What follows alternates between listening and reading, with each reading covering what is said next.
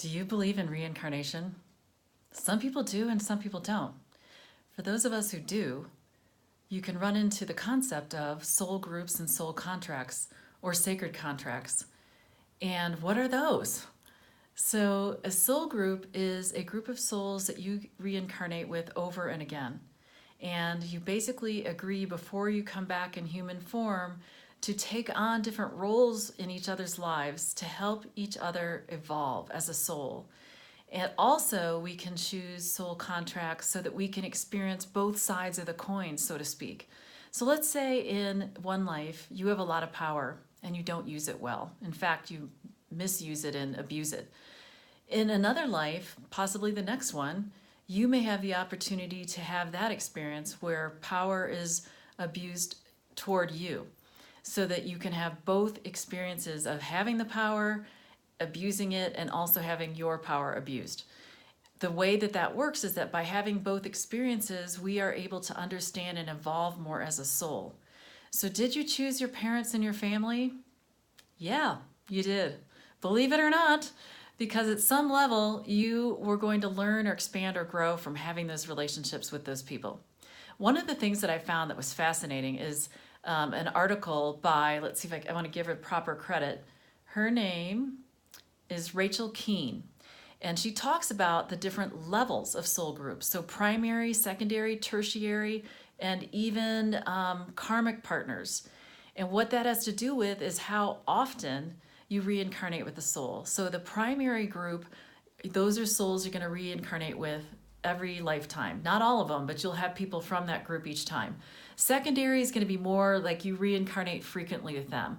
The tertiary, it's just infrequently with significant time between lives. And karmic partners, if you reincarnate with them, is just as needed to resolve past lifetime karma. I thought that was fascinating. And this week on my blog and in my newsletter, I talk about this topic in more detail. So if you'd like to learn more, you can go to my website under blog and see it there, which is soulpurpose.biz, soulpurpose.biz. That's my site. And you will, I'm sure, find it interesting when you think about who you enjoy most in your life. They're in your soul group. When you think about who you enjoy least, your most challenging relationships, whether they're right now or they've been in the past, those people are likely in your soul group as well. So here's the thought I want to leave you with, and that is, who would you not be if those people, both the pleasant and the unpleasant, had not been in your life? Where would you not have grown, expanded, become more compassionate, etc.? So there's great value in those, and I hope I haven't offended anyone from a religious standpoint. I was raised Catholic. I just don't sign on anymore. I'm really more of a spiritual-based person than religious, and I do believe in reincarnation. So here's some, this will be some interesting thoughts for you, possibly conversation around the dinner table tonight.